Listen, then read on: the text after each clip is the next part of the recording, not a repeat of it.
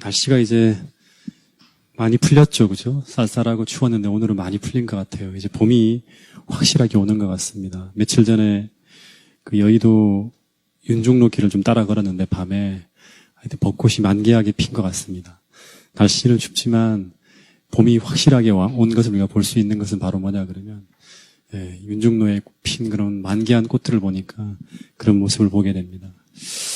여러분 하여튼 집에만 계시지 마시고 이 봄날에 세상에 이렇게 하나님께서 주시는 하나님의 우리를 향하는 그 사랑 그리고 우리를 행복하게 해주고 싶어하는 그런 마음들이 담긴 그 천년계에 피어있는 꽃들을 감상하시면서 하나님을 만나시는 여러분과 제가 되기를 바라겠습니다. 아울러 우리 김문수 집사님 기도에도 말씀해 주셨지만 힐링 캠프가 얼마 남지 않았습니다. 그럼 성공적으로 정말 하나님의 은혜 속에서 모든 사람들이 하나님을 만나는 그런 감격을 누릴 수 있도록 특별한 기도를 부탁드리겠습니다. 자, 오늘은 로마서 6장 말씀을 가지고 여러분들과 함께 은혜를 나누어 보고자 합니다. 로마서 6장 1절부터 4절에 있는 말씀을 같이 한번 읽어보도록 하겠습니다. 로마서 6장 1절부터 4절입니다. 시작.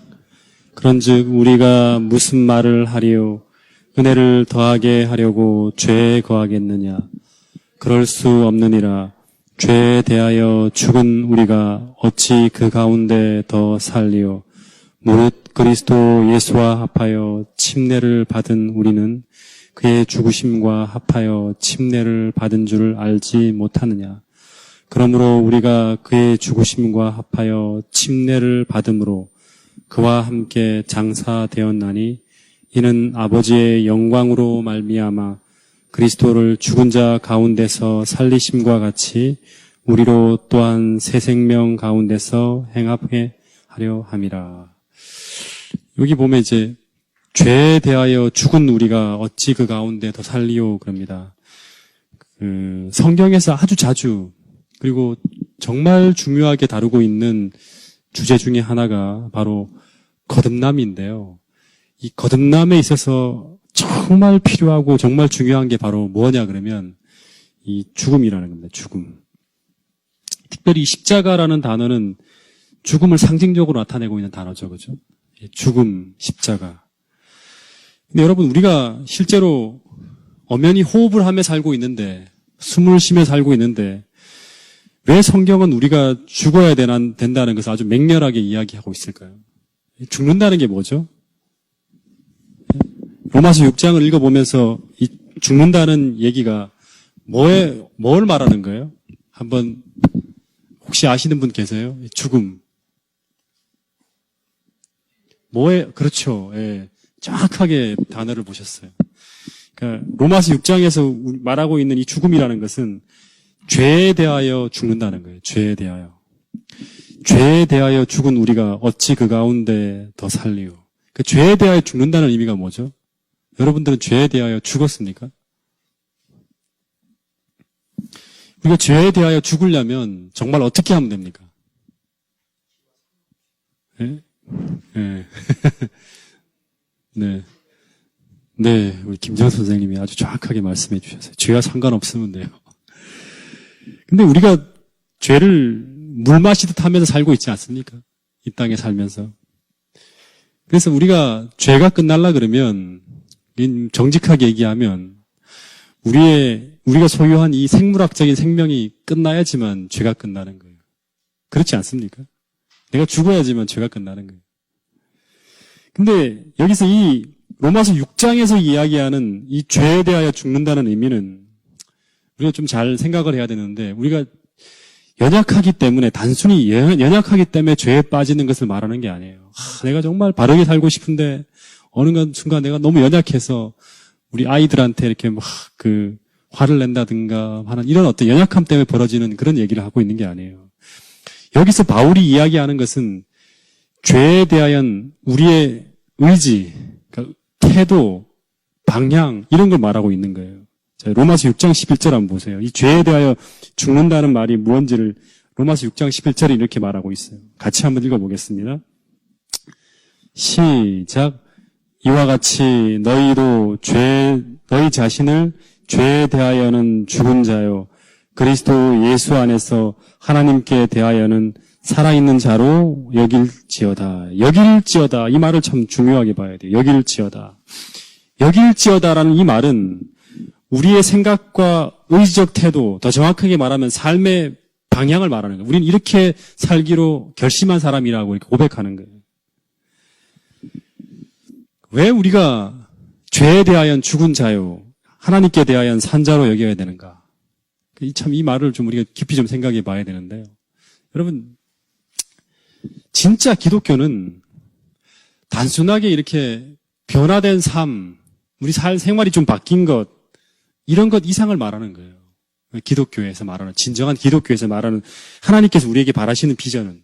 그러니까 바울은 이 로마서라든가 갈라디아서라든가 바울 서신의 책들을 쭉 읽어보면 우리에게 전혀 새로운 삶을 살아야 된다는 것을 이야기해요.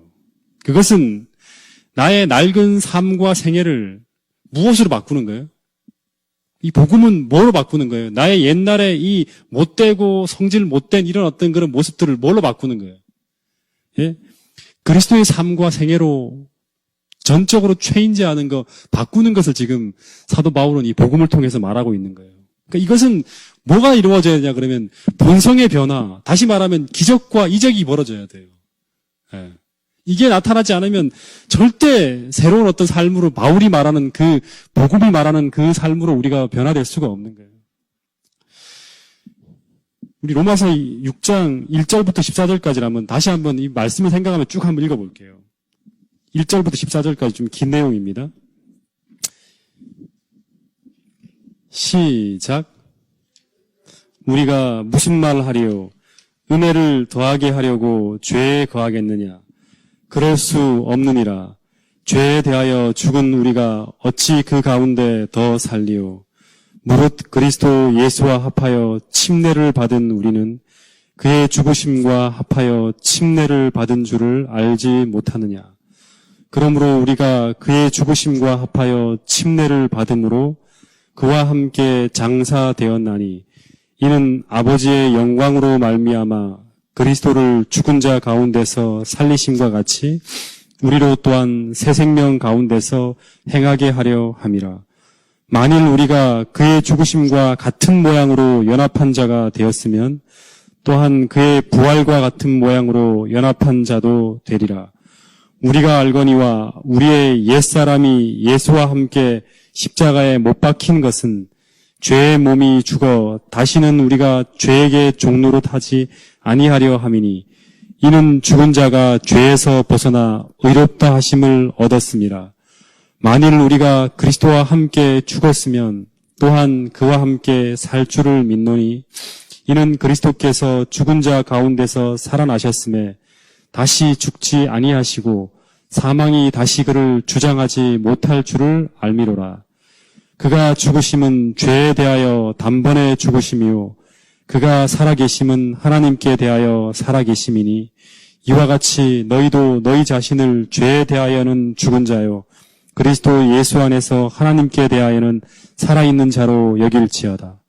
그러므로 너희는 죄가 너희 죽을 몸을 지배하지 못하게 하여 몸의 사욕에 순종하지 말고 또한 너희 지체를 불의의 무기로 죄에게 내어주지 말고 오직 너희 자신을 죽은 자 가운데서 다시 살아난 자 같이 하나님께 드리며 너희 지체를 의의 무기로 하나님께 드리라.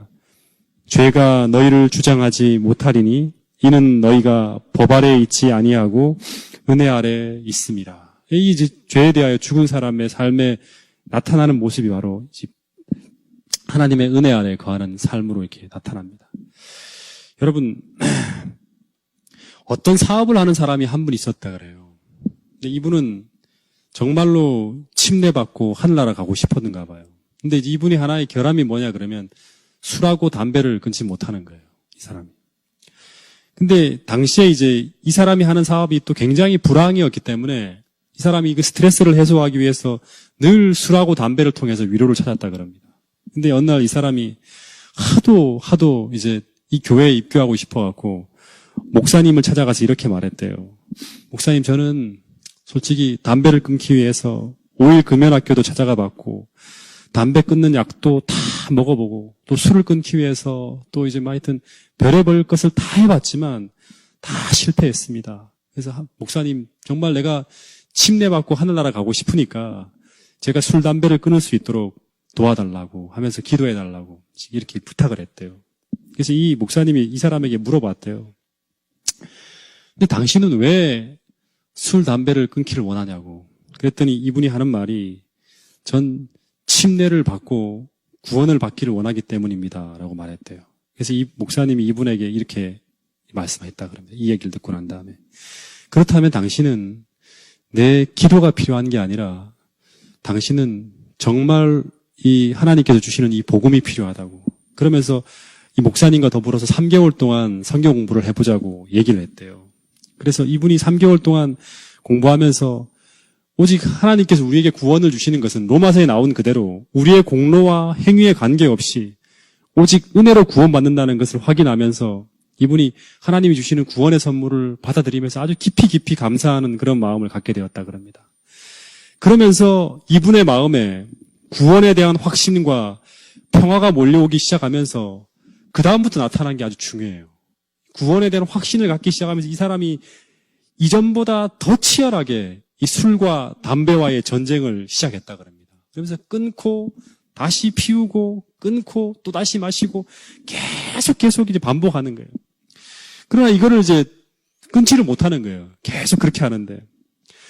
근데 목사님이 이제 그렇게 계속 공부를 진행하고 있는 중이죠. 성경 공부는. 근데 이 목사님이 그 사람이 술과 담배를 끊지 못하고 있지만 복음에 대해서 감격하고 있는 이 사람의 모습을 보면서 이 목사님이 이분에게 이렇게 말씀을 했다 그럽니다. 당신은 지금 죽더라도 분명히 천국에 갈 것이라고. 여러분 이 말에 동의하십니까? 술과 담배를 못 끊었잖아요, 아직. 근데도 당신은 지금 죽더라도 천국에 갈 수 있다고 얘기한다. 여러분 이 말에 동의할 수 있습니까? 네?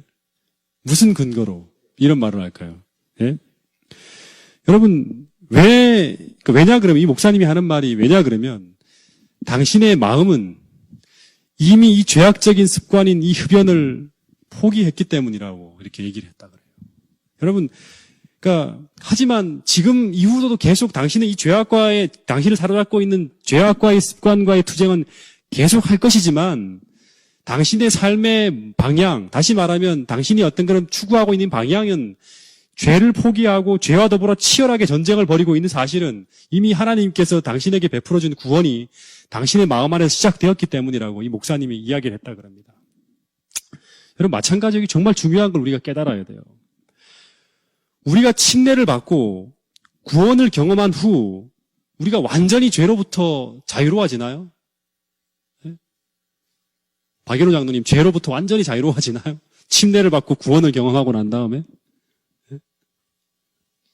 완전히 죄가 사라지나요? 예.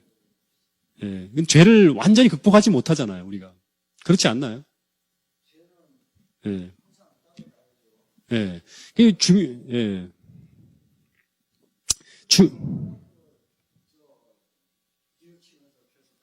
예. 근데 우리가 죄로부터 구원을 침례받고 구원을 받고 난 후에 죄로부터 완전히 분리되는 경험을 하지 못하지만 확실한 것은 뭐냐 그러면 죄에 대한 태도와 방향은 확실하게 달라집니까? 안 그래요? 여러분? 침례받고 난 다음에 여전히 죄를 탐닉하고 막 죄가 좋아서 막 죄를 밝히고 그러나요? 그렇지 않잖아요. 예. 그러니까 죄를 바라보는 마음의 창은 완전히 바뀌게 되는 거예요. 죄를 바라보는. 그러니까 이전에는 아무런 죄책감 없이 이 사람이 술과 담배를 즐겼다 그러면 거듭나고 난 후에는 그 담배를 피울 때마다 양심의 가책 때문에 마음이 편하지 않은 거예요. 그죠? 그러니까 옛날 본성에는 이전에 죄를 짓더라도 아무런 꺼리낌 없이 했다 그러면 이제는 그렇지 않는 거예요. 다시 말하면 거듭나고 난 후와 이전에 이 마음의 창, 다시 말하면 양심의 창이 바뀌어지는 거예요. 이것을 로마서 6장에서는 죄에 대한 태도와 방향이 바뀌어지는 것으로 말하고 있는 거예요. 근데 그래서 중요한 게 뭐냐 그러면 우리가 거듭남을 경험한 이후에도 여전히 죄에 대한 증오심이 없고 사단이 바라는 것들을 사랑하는 마음이 여전하다면 그 사람은 정말로 거듭난 사람이 아닐 수가 있다는 거예요. 무슨 말인지 알겠어요? 네. 다시 말하면 예수님이 우리 마음에 오지 않았다는 거예요. 예수님이 오셨다는 건 주님의 마음을 가지고 우리 마음에 오시는데 이 마음이 오셨다 그러면 분명히 그분은 우리가 짓는 이 죄들 하나하나를 우리가 지을 때마다 양심의 가책을 느끼게 하고 그것을 저항하게 하고 투쟁하게 하고 이렇게 만드는 것이 바로 뭐냐면 주님이 오셨다는 증거예요. 그러니까 우리가 죄에 대한 몸부림이 투쟁하는 이 마음이 없다 그러면 그 사람의 마음에는 예수님이 참으로 오시지 않았다는 증거라는 거예요. 그 이야기를 이 로마서 6장 1절부터 3절에서 이야기하고 있습니다. 한 번 더 읽어볼게요. 자꾸 이렇게 들어와야 돼요. 이 성경절들이 머릿속에. 자, 읽어보겠습니다. 시작. 그런즉 우리가 무슨 말을 하리요? 은혜를 더하게 하려고 죄에 거하겠느냐? 절대 거듭난 사람은 죄에 거하려고 마음을 먹지 않는다는 거예요. 그럴 수 없느니라. 죄에 대하여 죽은 우리가, 다시 말하면 죄에 대한 우리의 완전한 태도와 삶의 방향이 바뀐 사람들은 어찌 그 가운데 더 살리요 하는 거예요. 계속 그 가운데 살기를 만족하지 않는다는 거예요. 그래서 3절 같이 읽겠습니다. 시작. 무릇 그리스도 예수와 합하여 침례를 받은 우리는 그의 죽으심과 합하여 침례를 받은 줄을 알지 못하느냐.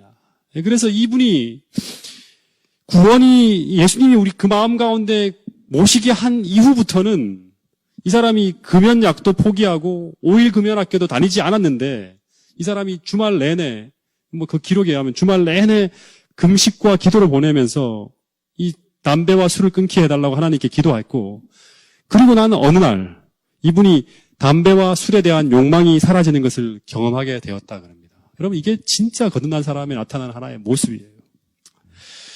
여러분 이 로마서 6장에 나와 있는 이 이야기는 단순하게 침례에 대한 얘기만 하는 게 아니에요. 이게 침례, 세례 이런 얘기들이 자꾸 나오는데 여러분 한번 물어볼게요. 침례를 받지 않으면 하늘나라에 갈 수 없습니까? 침례를 받지 않으면 하늘나라 갈 수 없습니까? 대답해 보세요. 어려운 질문이죠. 네.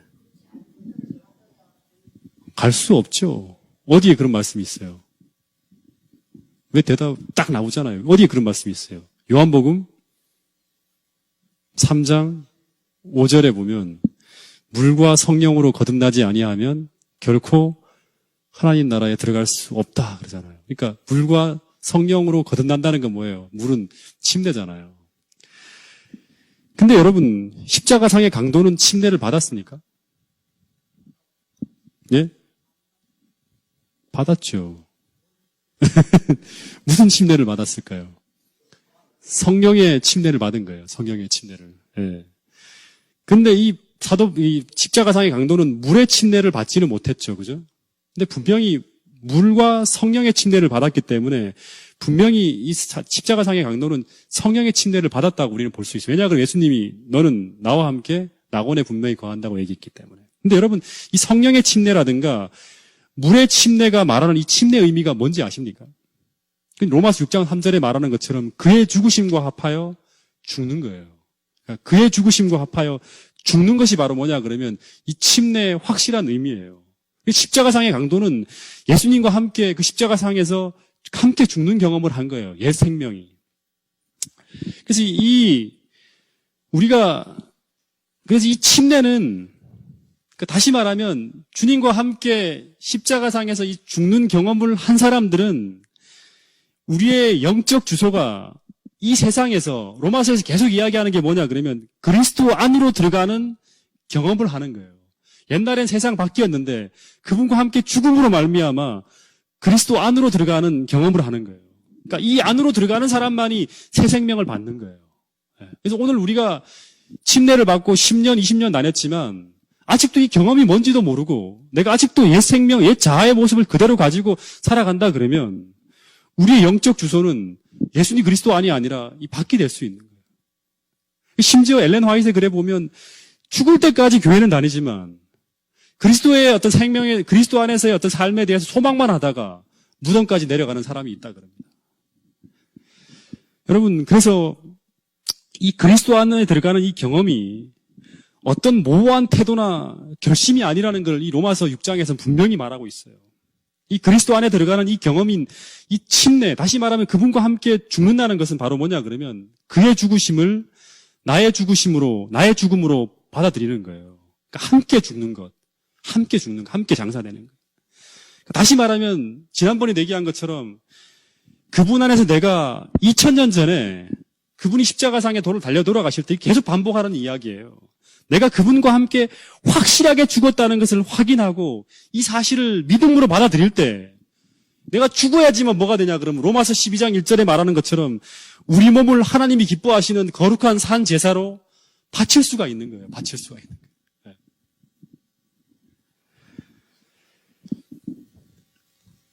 그러니까 죽지 않으면 절대 새로운 생명의 씨앗이 나타나지가 않아요. 우리가 심으면 알잖아요. 우리가 지난번에 이 밭에다가도 막 씨를 뿌리지만 한 생명이 절대 죽지 않으면 새 생명이 절대 거기서 싹 틀 수가 없는 거예요. 그럼 계속 옛 본성만 나오는 거예요. 끝없이 옛날 모습만. 내가 가지고 있는 본성. 여러분 혹시 제사 드릴 때 상위에 차려진 제물을 보신 적 있어요? 그 상위에 차려진 제물들 중에서 살아있는 것이 있습니까? 없죠. 살아있는 것은 하나도 없습니다. 마찬가지로 그 하나님께 바쳐지는 모든 제물들은 절대 살아있는 제물은 하나님께 바칠 수가 없어요. 다 죽여서 바치잖아요. 송아지고 비둘기고 그 다음에 양이고 다 죽이는 거예요. 여러분 살아있다는 것은 뭐냐 그러면 항상 내 삶의 방향과 내가 생각하는 어떤 그런 그리스도에 상충하는 내 뜻이 분명히 존재한다는 게 바로 뭐냐 그러면 살아있다는 거예요. 근데 바쳐졌다는 것은 완전히 하나님께 드려졌다는 거잖아요. 그 다시 말하면 이제는 그 드려졌다는 것은 내 소유가 아니라 하나님의 것이라는 것을 항상 인정하는 거예요. 여러분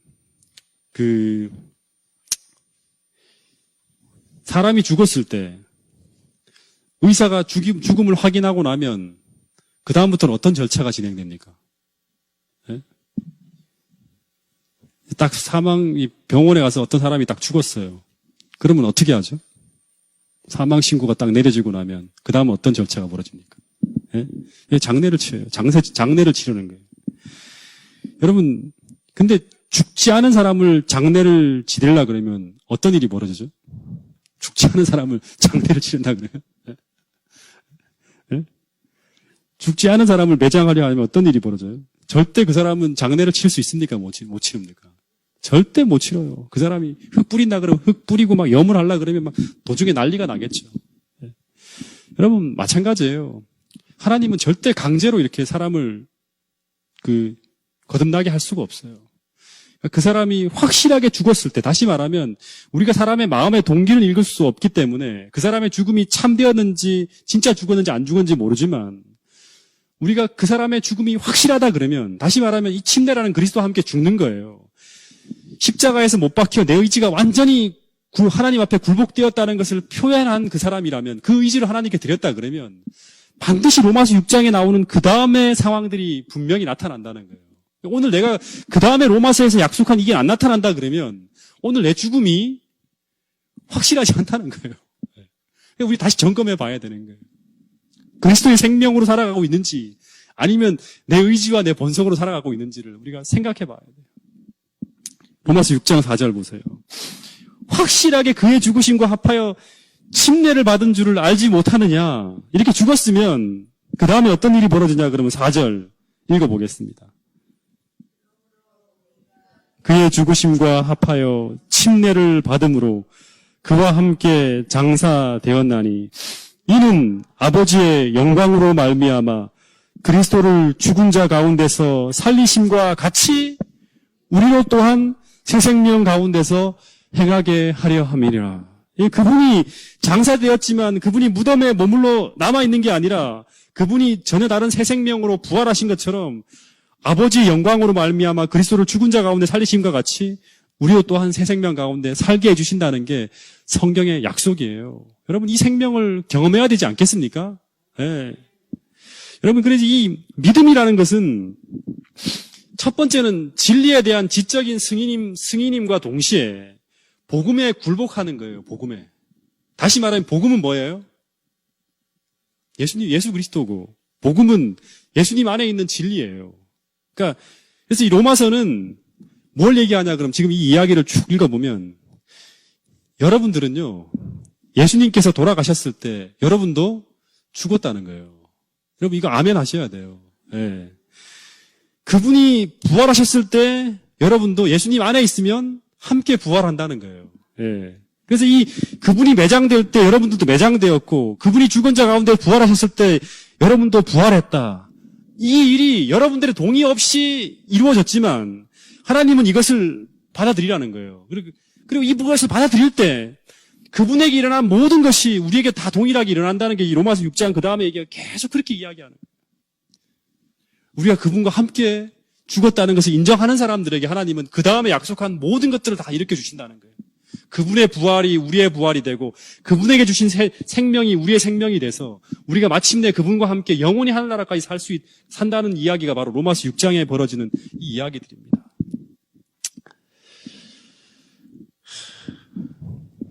여러분, 여기 보면, 4절에 보면, 그리스도를 죽은 자 가운데 살리심과 같이, 우리로 또한 새 생명 가운데서 행하게 하려 함이라. 그랬어요.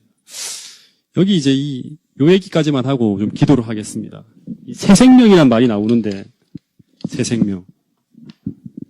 이거 옛날에 제가,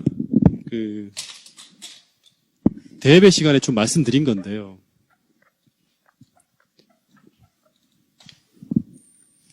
성경에 보면 이 생명이라는 게 하나가 한 가지가 아니라 두 가지예요. 단어로 나와요. 생명. 들어보셨어요? 기억하시는 분 계세요? 혹시? 생명이 두 가지의 의미가 있다. 하나는 헬라어로 보면 이 비오스라는 생명이 있고 또 하나는 조에라는 생명이 있어요. 성경 공부할 때도 말씀드렸고 또 대예배 시간에도 말씀을 드렸는데 혹시 기억하세요? 조에하고 비오스. 이 비오스라는 게 이제 이거 비오스라는 건 생물학적 생명이고요. 생물학적 생명. 지금 이 생물학적 생명은 숨이 끊어지고 이 심장 고동이 멈추면 죽는 거예요. 생물학적. 이 조회라는 건 뭐냐 그러면 예수님이 우리에게 주시는 영생. 그분 안에 있는 생명, 근원적인 생명이라 그러면 돼요. 요한복음 1장 3절에 보면 그 안에 생명이 있었으니 할 때 그게 이 조회예요. 근원적 생명. 근데 이 로마서 6장에 말하는 4절에 말하는 하나님께서 우리에게 주시고자 하는 이 새 생명이라는 것은 바로 이 조회예요. 조회. 요한일서 5장 11절 한번 보세요. 요한일서 5장 11절.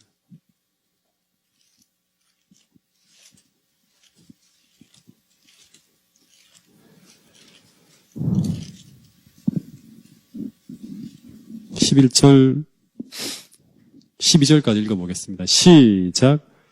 또 증거는 이것이니 하나님이 우리에게 영생을 주신 것과 이 생명이 바로 조예요. 이 생명이 그의 아들 안에 있는 그것이라. 아들이 있는 자에게는 생명이 있고 하나님의 아들이 없는 자에게는 생명이 없느니라. 이게 바로 이 조예예요. 우리에게 꼭 있어야 될 게 뭐냐 그러면 이 조회가 우리에게 있어야 돼요. 그리스도가 있는 사람에게 이 조회가 있다는 거예요. 그러니까 우리가 이 그리스도가 있는 이 영생이 있는 사람은 누가 나를 죽인다 그러더라도 죽음에 대한 두려움까지 사라지게 만들 수 있을까요? 이걸 내가 이 생명을 소유하고 있다는 확신이 있으면 오늘 내가 죽는 거 전혀 두려워하지 않습니다. 여러분 이 비오스라는 것은 우리가 날 때부터 가지고 사는 삶인데 생명인데 아마 제가 이 얘기도 아마 했던 것 같아요. 제가 침례 받기 전에는 저는 아침 7시에 일어났어요. 그리고 아침에 일어나면 뭐부터 하냐 그러면 아침 뉴스를 듣기 위해서 TV를 탁 틉니다. 그러면서 TV를 보면서 학교 갈 준비를 막 하는 거예요. 그리고 아침을 먹고 난 다음에 이제 학교 가면서 당시에 유행하는 녹음기를 하나 들고 마이마이라 그러죠. 그거를 귀에 탁 듣고 꼽으면서 제가 좋아하는 팝송과 이런 음악을 들으면서 학교까지 쭉 가요. 아침에. 그리고 학교에 가서 수업을 듣고 난 다음에 점심시간 딱 되면 그 학교 앞에 있는 친구들하고 같이 햄버거 가게라든가 아니면 그 식당에 가서 돼지고기 그 백반이 있어요. 이렇게 이제 막 불고기 하고 나오는 거. 그래서 그걸 먹던가 아니면 돈이 좀 부족하면 짬뽕밥이나 짜장밥을 먹어요. 그래서 수업이 끝나고 나면 레포트를 쓰고 그다음에 학교 숙제를 다 끝내고 도서관에 숙제를 하고 난 다음에 이제 밤이 되면 선배들과 함께 거의 뭐 하여튼 빠지지 않고 같이 선배들 집에 간다든가 아니면 같이 올려갖고 어디 포장마차 가서 거기서 순대를 안주로 하면서 그다음에 그 술잔을 기울이면서 당시의 인생 시국 얘기를 한참 주거니 받거니 하면서 몇 시간을 보내고 너무 늦으면 이제 친구 집에 자기도 하고 아니면 이제 집으로 돌아오는 전철을 타고 돌아옵니다. 그리고 집에 돌아와서 일찍 돌아오는 날은 저녁에 아침 9시 뉴스를 보고 그다음에 레포트가 있으면 커피를 한 잔 마시고 난 다음에 새벽 1시까지 이렇게 공부를 하다가 자기도 합니다. 근데 이게 제가 침례 받기 전에 제 생활의 모습이에요. 근데 제가 그리스도인이 되고 난 후에는 제 비오스 위에요. 이게 생물학적 생명이죠. 비오스. 이 비오스가 바뀌어요. 어떻게 바뀌냐 그러면 제가 대학 2학년 때 침례를 받았거든요. 침례를 받고 난 다음에는 제가 기숙사 생활을 했는데 6시쯤 일어나서 TV를 보는 대신에 뭐를 할까요? 기도를 하고 성경을 읽기 시작해요. 그리고 아침에 도서관에 가서 피곤해서 커피를 먹는 대신에 졸리면 뭘 할까요? 율무차라든가 땅콩차를 마시는 게 바뀌었어요. 생활이. 그 다음에 점심시간에도 햄버거를 먹지 않고 또 그 맛있는 불고기 덮밥도 먹지 않고 된장찌개나 순두부찌개를 먹어요. 그리고 공강이 되어도 당구장이나 포장마차로 달려가지 않고 곧장 기숙사로 돌아와요. 그러니까 생활이 쫙 바뀌는 거예요.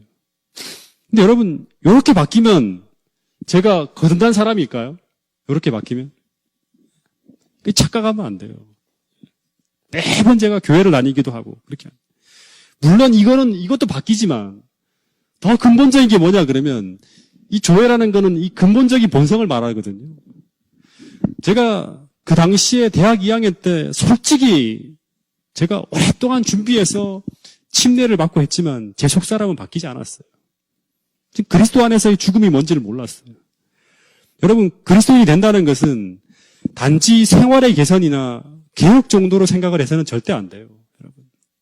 이게 뭐냐면 여기서 머무는 사람들이 바로 바리새이주의자들이에요. 여러분, 기독교는 옛 생활의 수정이 아니라 로마서 2장에서 우리가 계속 공부했지만 바울이 현란하게 비판하는 게 뭐냐 그러면 표면적인 그리스도인은 절대 참 그리스도인이 아니다 하는 거예요. 이면적인 그리스도인이 참 그리스도인이라고 얘기를 하는 거예요. 그러니까 이 표면적인 그리스도인을 만드는 것은 유대교에서 나온 것이지 성경에서 나온 것이 아니에요.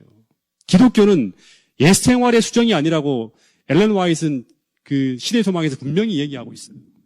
여러분, 기독교는 나의 생활 대신에, 나의 삶 대신에 뭘로 바꾸는 거예요? 그리스도의 충만한 생명, 다시 말하면 이 조회를 우리가 받아들이는 거예요. 그리스도의 삶과 생활을 우리가 받아들이는 거예요. 이걸 로마서 6장에서는 새 생명이라 그러는 거예요.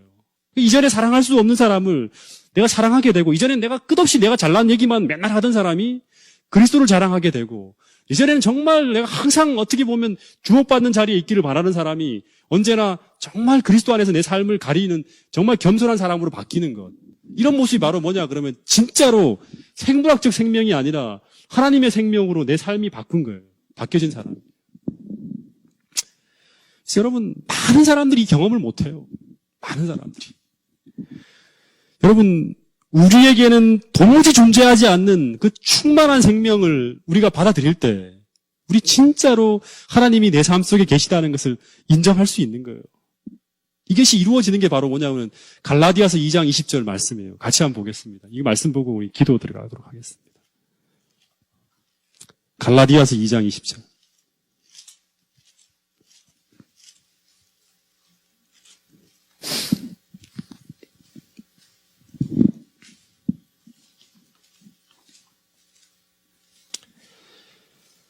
자, 읽어보겠습니다. 시작. 애우지 않나요? 안 찾아봐도.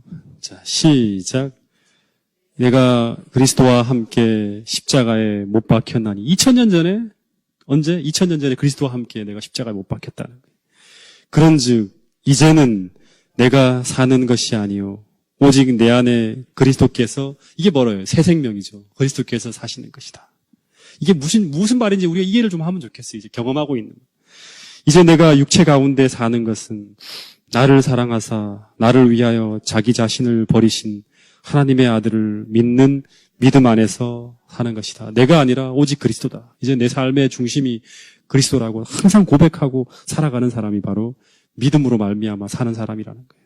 여러분, 예수님은 어제나 오늘이나 항상 동일하시기 때문에 여러분이 원하기만 하면 여러분이 그리스도와 함께 십자가에서 2000년 전에 확실하게 죽은 그 여러분의 죽음을 믿음으로 여러분이 인정하고 받아들이게 되면 2000년 전에 그분이 사신 그 삶을 여러분들에게 반드시 재생시킬 거라는 거예요. 그분이 살아나신 것처럼 여러분에게 그 생명으로 여러분들을 다시 살게 하신다는 거예요. 그 영원한 생명을 여러분들에게 충만히 부어주신다는 거예요. 이 죽음을 통해서 우리가 영원한 생명을 우리가 받아들이게 될 때 우린 진짜로 죽음도 무서워하지 않고 그리스도를 위해서 화영주까지 나갈 수 있는 그러한 선택을 할 수 있는 그런 용감한 그리스도인이 될 수 있는 거예요. 만약에 이 새 생명을 우리가 도무지 경험하고 있지 못하다 그러면 우리는 절대 죽음이 무서워서 그 현장으로 못 가요. 우리 절대. 만일 우리가 그의 죽으심을 본받아 연합한 자가 되었으면 접붙여졌다 그러면 그의 부활을 본받아 연합한 자가 되리라. 6절 말씀만 보고 마칠게요. 로마서 6장 6절.